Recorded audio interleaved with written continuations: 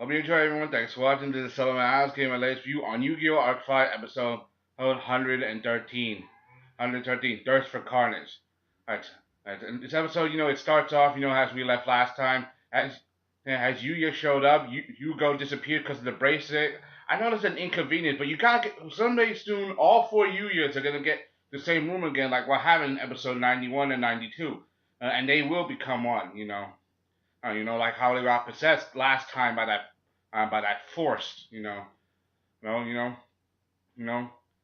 No, anyway, the episode, gets started after that, and we all know that we're gonna see the return of someone of an old face, because it's I like how they add to the story, how they do this. I really like this episode because it's very big. It's big on an emotional scale because it touches on. Alright, anyway, let's get started. I like how there was a new intro, not a new opening, but this other intro. We all know that when the art, no, the Yu-Gi-Oh! 5 started out, there was an intro before the opening about like in the first season there was the first and second season there was the action dueling thing. Then later in the second season there was the synchro dimension riding duel. Then now if we get into the exceed dimension and fusion dimension arc, there's a new arc about Heartland got destroyed. Now there's a new intro just before the opening about the world is divided into four dimensions. It's each of them there are four boys, all who share the same faith. They all have dragons and that call to each other as if they're seeking each other out. I like that a lot, cause you get we know because it's acknowledging the existence of the four Yuyas, the four worlds, and most importantly the four dragons who have the ability to respond to each other and one another. Cause that's a good thing. A thing. I liked it. But the opening's still the same. They'll probably change the opening there to suit that they're in the fusion dimension. Probably a little bit, but I hope it happens soon because they ended the Exceeds arc way too early because that's what a lot of fans agree with, and now we're in fusion. Anyway, let's get started. Yuya is literally confronted with the ghost of his past because he's confronted with the duelist Kachidoki. I mean, back when he was in the Arc Championship and back back in Standard Dimension. It's pretty. It was pretty big, because that's when Yuya he was in the second round. In the second round, he was advancing. He already defeated Saratori, who was his first opponent, and Saratori had pendulum cards as well. That was Renji just testing him. This time he was an even more bigger one, which was Kakidoki, who was runner up and by far the favorite to probably win. And however, Takidoki he used brutal methods. He used his physical attacks as well as brutal dueling. Because he overwhelmed his opponent. But that was also he overwhelmed Yuya to the point where he was feeling lost and about to be beaten. But that was at the moment that Yuya awakened and he first unlocked his berserk mode when he was first possessed by Yuto and he summoned Dark Rebellion and Xyz Dragon. It was a big thing because because that's when the show started to take a real turning point. I like it. Anyway, hey, Yuya being confronted with the ghost of his past.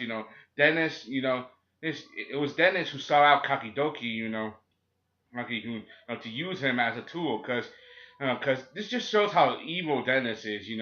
And we know that he did everything behind a smile, but we all know he can be as wicked and as evil as probably as the rest of Academia. I mean, he helped destroy the Xyz dimension, and he was a spy, and helped for the Lancers, just to get close to Selena, it's pretty brutal. Um, so he leaves, Kakidoki to deal with you, yeah, and he's still using that damn brutal style. I mean, the second Yuya tries to go to, Yuzu, he's knocked down. He's faced with and Yuya, he's literally facing with the ghost of his past, because Kachidoki, he's a violent duelist. He uses brutal methods, but at the time he even said to himself, "I was the one who was the most violent," because he was possessed by Yuto when he went berserk mode. No. Anyway, the duel getting started. I mean, and he does fusion summon right off the bat. He uses a new fusion material called Kaiseki, and uses that as material. Seeing how he does it, he wants Yuya to like literally bring out Dark Rebellion, because Dark Rebellion, was the monster that defeated him, and Yuya, he falls right into it. It's pretty obvious that he was doing this on purpose, and he and he and he did it anyway. He used and he fell right with it. But Kachidoki, he had a strategy. Like for example, not only could he stop Dark Rebellion's attack, he could also like fusion summon an even stronger monster. How this dude literally he summons out a level 12 fusion monster. Level 12. We haven't seen a monster with that level since GX, which is a pretty big nod. If you guys remember Divine Neos, you guys remember Divine Neo, that's a callback to that. That's a big Easter egg, because we haven't seen. There have been other level 12 fusion monsters, other level 12 creatures in Yu-Gi-Oh, but they are very rare and extreme rare. Like for example, evolved synchro monsters, who use Excel synchro, like GG Hulbert Cannon and Shooting Quasar Dragon, and those are really big deals. But to see him use it, and this monster's attack point is 0. Oh, and we get to see that this monster not only does it use that strength to its advantage, he also uses the strength of others as well. It manipulates others' attack points in the same way to make it equal to its own, but also boosting its attack equal to its own level. But making sure that monsters with the weaker levels often end up with the weaker attack point. And since Exceed monsters don't have levels, their levels are at 0. This is Yuya. It's pretty much with a powerless monster. But Yuya, he fought ahead. He had Xian Sheng and Xian Shen magicians. The magicians he uses to exceed summon and to exceed to evolve and exceed Odd Eye's Rebellion Dragon. He thought ahead. This was literally a clash of will. And see how Kachidoki, he's like getting marks on his face. He's literally been corrupted by darkness and this evil ambition to literally crush Yuya. And it's not just his fault. Dennis gave him the opportunity, Dennis was the one who sought him out. The dude literally walked in despair and error and couldn't, excuse me, couldn't concentrate on anything further than his revenge, because after being humiliated and beaten, it's definitely hard to think about. He even still remembers how when both Yuya and him were kids, he trained hard to try to be the best. While Yuya, he think he got off easy because his father encouraged him to be happy, but be the best he could. They both had different childhoods. Seeing this was definitely a big homage. I really do like it because Yuya trying to save Kachidoki because if he continues this path of bloodlust, there's a chance he could probably lose his soul, because that's a big deal, because he's trying to do his best. Even though Kachidoki he does fire away, making sure to weaken his monsters. They both go in back and forth between each other, weakening the monsters, and putting their monsters' strength back up, kind of counter each other. Even though in Kachidoki he really does use that brutal style, where when you try to grab the extra sword, he grabs it before you, but also use martial arts to knock you down. But Yuya, he's not gonna let this. Yuya may not have strength or fighting skill, but he does have speed, especially thanks to when Alan gave him those rollerblades. That's just like you see in the opening, which is pretty cool, but seeing how Yuya, even though he's trying to do his best, he doesn't have control over it. But eventually he'll understand them eventually, which is pretty good. He'll get used to them, I promise. Soon he'll become a demon on rollerblades.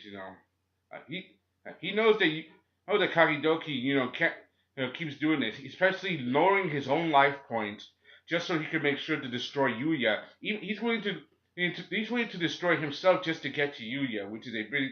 But Yuya, he's not gonna have it that way. And I like how Yuya he tries to turn it around, and he does it in a big way. And even though he summoned out his level 12 fusion monster, Shura the Conqueror Star, he tries his best, but yeah, he's not having it. He even manages to summon all the monsters that were used in play, both his and Kachidoki's. to summon them to the field, but they also use other monsters from both their deck and their hands to make sure that duel is even out in a way that results in the victory, but not Kachidoki losing himself. Because Yuya, he's all about entertainment dueling.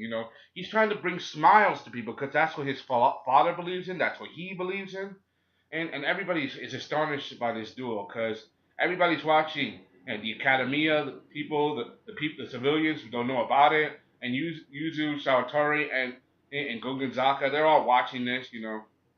And they see how Yuya he tries his best, even though it ends on a good note. Even though it ends in defeat for Kachidoki, it does end on a high note because he doesn't lose himself completely, and he doesn't complete what it think about it says entertainment duel. It's not so bad, which means he's probably not going to be as brutal now, and the darkness is in it's over. But I have a feeling we're not going to see him again just disappear. We're probably going to see more of him later, eventually, probably at the end of the series. Overall, I liked the episode. It was pretty good. I can't wait to see the next episode. It looks like it's going to be Dennis versus Kaido, and I can't wait to see how Dennis is going to go up against Kite's Galaxy Eyes, because that would be pretty cool. And looks and since Kite knows that he kidnapped Rudy and caused, and probably caused the hunting game to happen in the hotline, he's probably going to be brutal.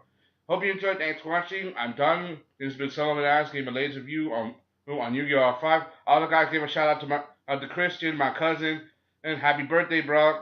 You a man now. I can't wait to see you, and probably gonna party on later. I'm out. Peace. Bye.